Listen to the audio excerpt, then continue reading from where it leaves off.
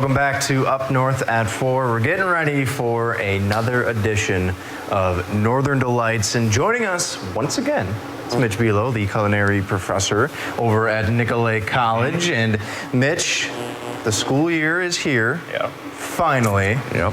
Is this going to be like a assignment for kids at school to be watching this segment in the future, or how's that going to work out? So I think most of them are probably watching right now. Okay, that's good. Especially the ones that helped me make this gnocchi dough yesterday. Yeah, so they're probably excited to see some of their work on camera. I love it. So we are going to learn something today. We're making gnocchi. So gnocchi, I feel like it's been made more popular recently. Is that true? Yeah, it's definitely a trendy thing right now. It sounds like a lot of people find it intimidating. Yeah. So we're going to hopefully put some people at ease to make their own gnocchi. Okay. Should we get started? I think we should get started. Let's get started. Let's awesome. do it. Where do we start? So we have our dough made and chilled. So yesterday we baked russet potatoes in a really hot oven, cutting them open on the top to let steam escape while they cooked. So one of the big things about gnocchi is that we want it as dry as possible, the potato especially. So a low moisture content potato like a russet is what we want to go for. Okay. So as we work this through, we put it through a food mill as soon as they came out of the oven, because working with the hot potato, as you open it up and release that steam, that moisture content is going to be released, making it easier to work with the dough later on. Now, for those who wanted to skip this step, you can buy pre-made gnocchi now at grocery stores, correct? Correct, yep. And I think those are frozen. We'll have to blanch them before searing as well. But that's just not as fun, right? Right, exactly. It's not as messy. Time saver. Absolutely. Yeah. All right, well, we should probably get rolling then, huh? Yep, absolutely. All right. Maybe we get to get dirty here. What is is there a philosophy, a technique to rolling gnocchi? There's a couple that I go with. So when I roll my dough, I try to portion it small enough that I try to go about the width of both my hands. Okay. Once you get longer than that, it's kind of hard to control, and then you're going to see, some inconsistency, almost like a snake that has a full belly, fat and skinny and fat and skinny. So we want to keep it consistent. All right, let's get in here. We don't want a post-lunch snake.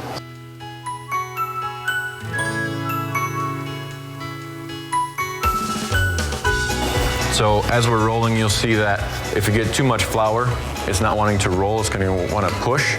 So if you use your bread knife or your bench knife to get some flour out of the way if you need to, and if it starts sticking, that's when you get some more flour into your workspace.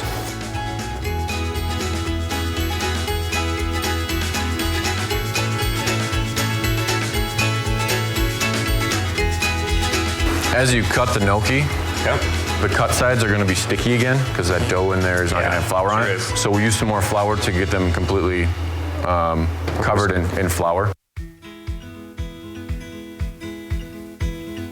So we have the gnocchi in 1-inch segments or around there, rustic cut. And now we've covered the sticky side with flour. So now it seems like these are ready to cook.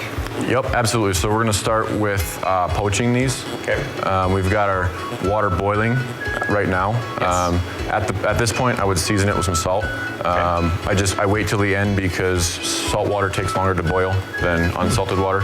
So bring your water up to a boil, season with salt, maybe 2 or 3 tablespoons because they're not going to be in there too long. Yeah. Yep. Okay. And then now that we're at a boil, we don't want to boil the gnocchi. We want to poach them in a simmer, a slight simmer. Okay. The rapidness, the violence of the bubbles coming through can tear the gnocchi apart. Yeah, these things are crazy gentle, right? Yes. The finesse with this is important. Yep, absolutely. Okay. We don't want to overcrowd the pot either because that will take too much heat out of the liquid and they won't cook quick enough and they'll just start falling apart. And about how long, once we put the gnocchi in the water, do we want it to sit in there for? So they're going to basically talk to us and tell us that they're done and ready to go. So as Geoff, what you're doing is great to make sure that they're not sticking to the bottom. If they stick to the bottom, they're not going to be floating once they're done. Okay. So once they're ready to be taken out, they'll pop up and float at the top, and then we skim them off. And then we'll transfer them to a half sheet pan that we already have set up with some rice bran oil so they don't stick once they come out. Then we're going to go into the fridge, cool them off as much as possible before we go in the pan. I have one question though.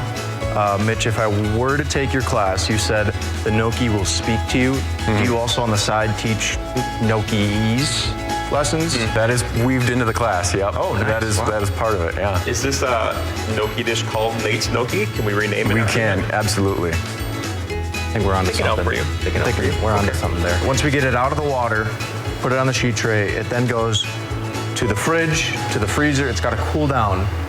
How long does that process take? It all depends, again, on the size of the gnocchi. Of course, if they're larger, they're going to take a little longer. But we want to take the chill off of them before we go in the pan and try to, aid the evaporation to get as much liquid off the gnocchi as well. Because when we sear these gnocchi, we're going to look at getting some color and some caramelization. Yeah. If we have too much liquid on the outside of the gnocchi, that's going to create steam. Then we're steaming the gnocchi instead of searing. Good to know. So I'm thinking, Geoff, we can pop some of these into the our cooling chamber for now. We'll let it hang out for a little bit. We'll take it down a bit. Okay. We're gonna do that and come back, but we're gonna take a break. Okay. We'll be back on Up North at 4. Welcome back to Up North at 4 and Northern Delights with Mitch Below. And Mitch, we got the gnocchi cooling for now. And this is the part where you start assembling and getting the rest of the dish ready, which is, as you said, it's just good time management, right? Yep, absolutely. So we've got a chill on our gnocchi. We've got some kale to work with and put a chiffonade on. So let's get to our knife work. Let's do it. So we learned what a chiffonade cut was with Chef Tom, but I know there's people at home who maybe forgot how to do it. Run us through what a chiffonade cut is. So a chiffonade is going to be with leafy vegetables. In this instance, kale. So it's going to be about 1/8 of an inch wide. There's techniques that we can use to roll them up and do a bunch at a time. Okay. So for those who don't like kale, find it too kind of bitter or i.e. peppery, me. can you use something else? Does lettuce work here, or what works? You can use any herb.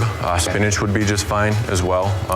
You just would want to add it last minute so it doesn't cook down to nothing. Okay. All right. I do like spinach. I don't Awesome. like kale. So if we want to pick through and any stems we can pick out. This kale came from my garden. I had my 2 children and their 2 friends pick it all for me yesterday, so Nice. there may be some stems. Just a couple. What do we do with this now? So at this point, we can let it just hang out on our cutting board because we're going to start working. We're going to get our gnocchi out of the refrigerator and start assembling our dish. Okay. Let's do it. Let's get it. So let's go do that right now. All right, wow, that was fast. Look at us with our gnocchi. And Mitch, for the people at home, after they chill it, is there something they should look for to know, yes, this gnocchi is good and we can start searing it? Yeah, so what I look for is that when you touch them with your fingers, your hands, that it's kind of tacky and not wet and slimy. Okay. Tacky to the touch, that means we've lost a little bit in evaporation, that liquid, and then they won't steam. We'll be able to properly sear. Okay. Good to know. All right.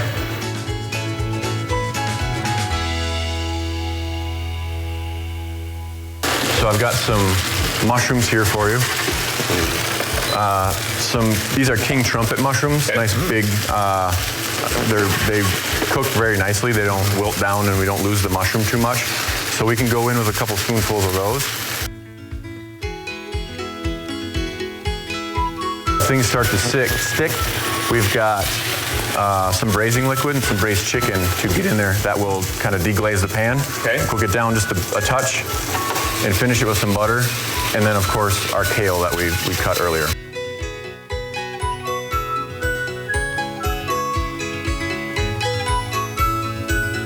And I think I heard you mention that you have a special visitor coming to Nicolet next week, correct?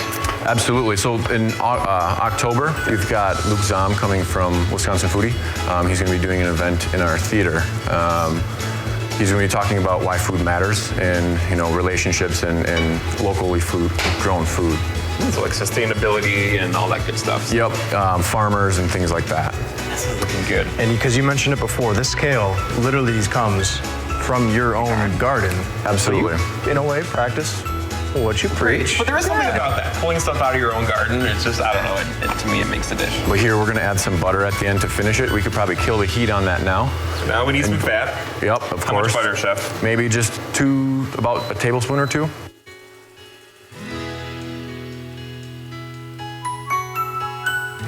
Stand back. See, I'm nervous Don't too. be scared. Huh? Just you and thousands of people watching and judging you. No big deal at all. So now here's kind of where if you like kale, I would add more. Go If all you're like in. Nate and don't like it, You know what? keep it as is. Nate, are you gonna go? Yes. Proud of you. Let's live. Let's live a little. Let's face our fears. Get a little color on top. Look at that. Nice. So we've got one more thing to add to the dish. So I've got a puree here.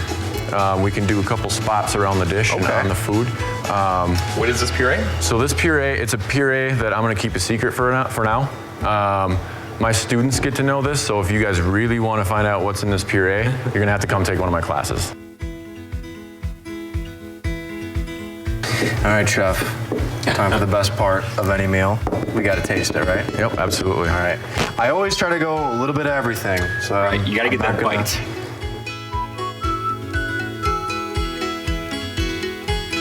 You get, there's like that earthiness to it with the mushroom, the chicken, you get that flavor in there as well. I mean, it's just like a good, hearty comfort meal. Yeah. And the gnocchi just comes through. We didn't overcook it. It's not mushy. Right? There's like a happy spot right there in the middle. Yep, absolutely. I want more. A nice transition into fall. It's not too heavy. We were kind of battling back and forth between these hot and cold temperatures. Yep. And of course, Chef, food's a celebration, right? Absolutely. And I think we are also celebrating Nicolet right now. You have some big news. Yeah, so we just recently received a $30,000 grant from the Kikoman Foundation.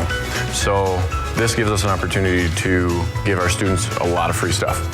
So all of our students coming into the program right now and existing students get a free uniform, free apron, thermometer, shoes from Shoes for Crews, all of their books purchased for free, and then a starter knife kit. So That's a big deal. what I'm It's hearing is why not take a You can class learn at from the Nicolet best College? through Chef right here, and he will teach you. And you make really awesome dishes like this. Absolutely. And share them with your friends, right? I Yes. love it. It's been a blast. Chef, thank you so much again. We'll have to get you in here sometime soon. Sound good? Yep. I'll make some time next month. Perfect. See you next time on Northern Delights.